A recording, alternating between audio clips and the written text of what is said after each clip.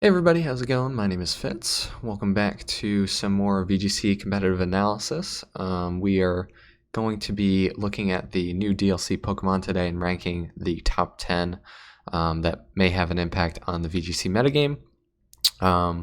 So we're going to jump right into it. We have a few honorable mentions. I think Alakazam could be interesting. It's a fast Psy Spam mode that you can build with Male and DD. Both of them learn Expanding Force. Obviously, Alakazam has some downside since it has pitiful defense, but could be an interesting Pokemon going forward. Alolan Marowak, also interesting.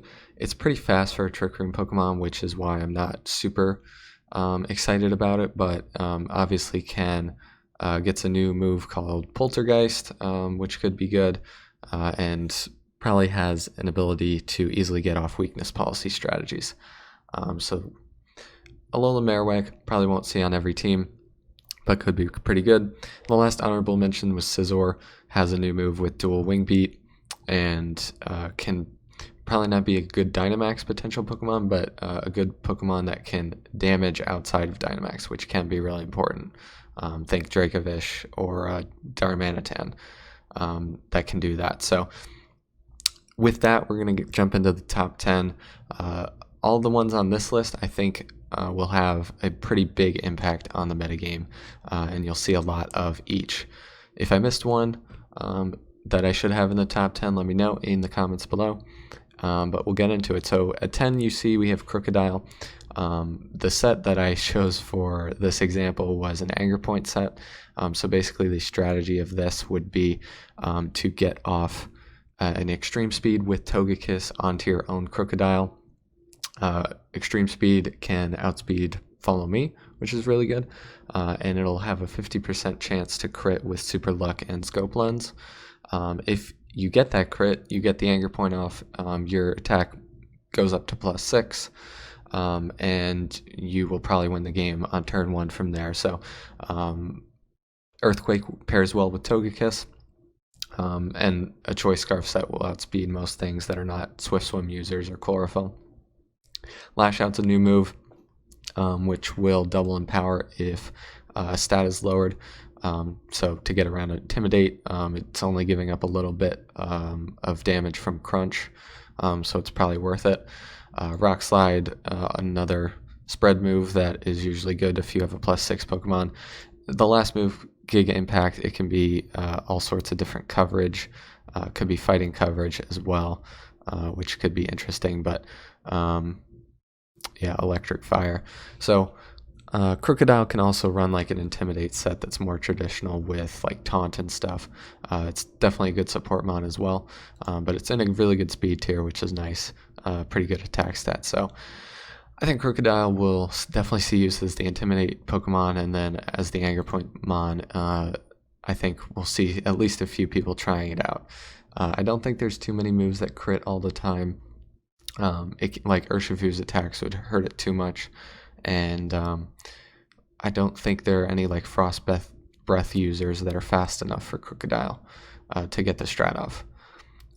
So moving on to number 9, we're actually going to put Urshifu. So the Series 5 rule set came out today, so it was confirmed that Urshifu will be legal, which was pretty expected, but there was a bombshell that the Swords of Justice, Terrakion, Cobalion, and Virizion will be legal, which is why you see Urshifu so low on this list.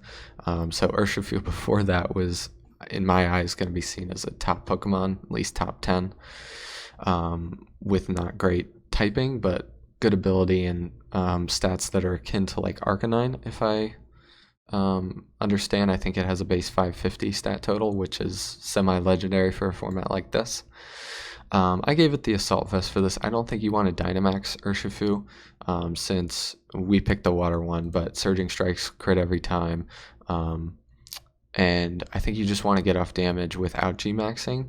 The G-Max move, I don't think we'll see a ton of use. I just don't think people are going to protect against Urshifu, so I don't know if I see the point of it, but yeah, it gets some good coverage moves, not a ton. It could have flying coverage for max Airstream if you prefer.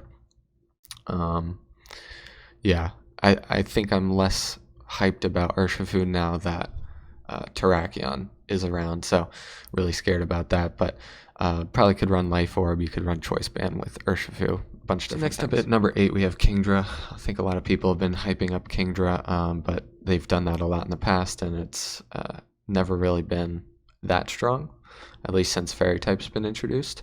Obviously, Water Dragon's a great typing, except for Fairy.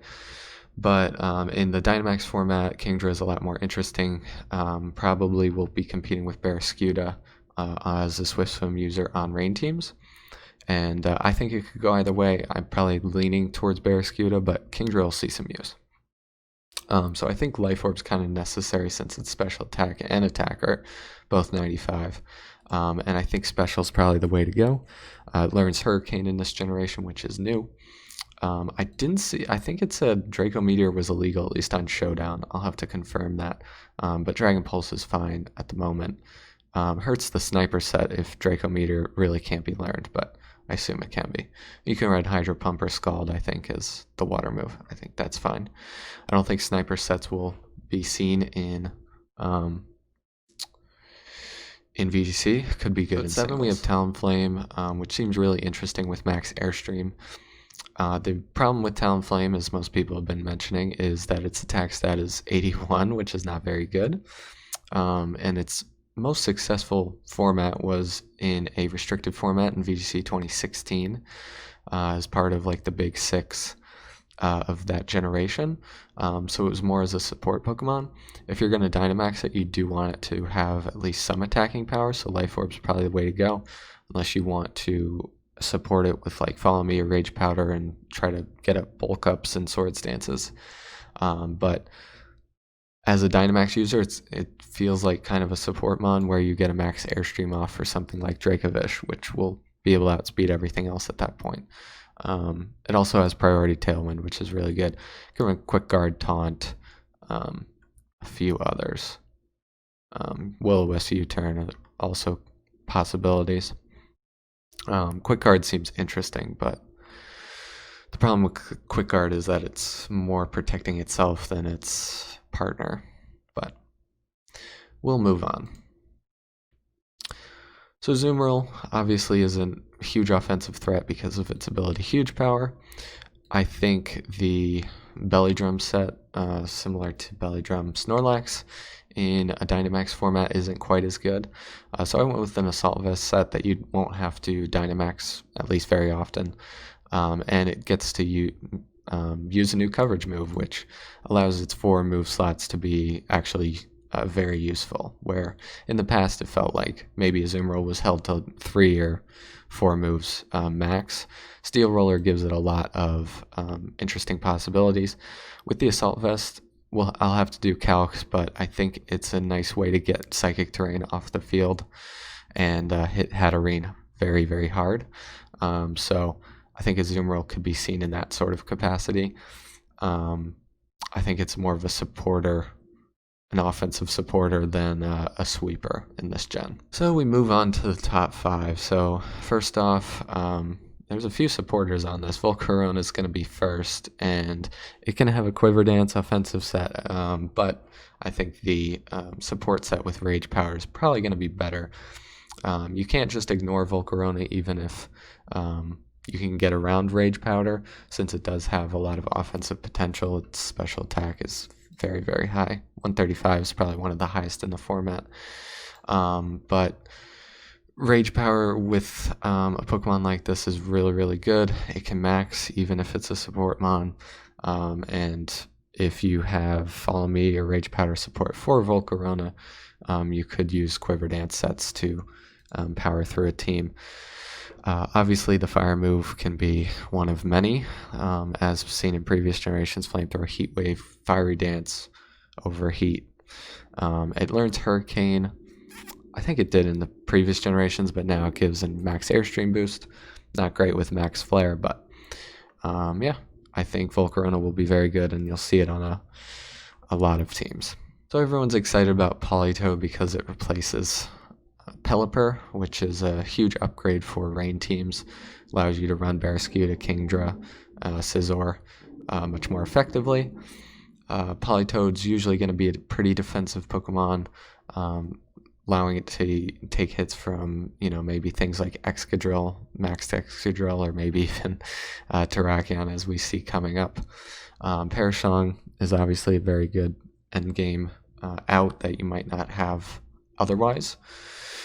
So it also gets a lot of supporting moves like Helping Hand and Encore, which can be very good. But yeah, the item choice can be super berries, citrus berries, and maybe a few others. So this one might be controversial to be this high. Porygon 2 I have at number 3.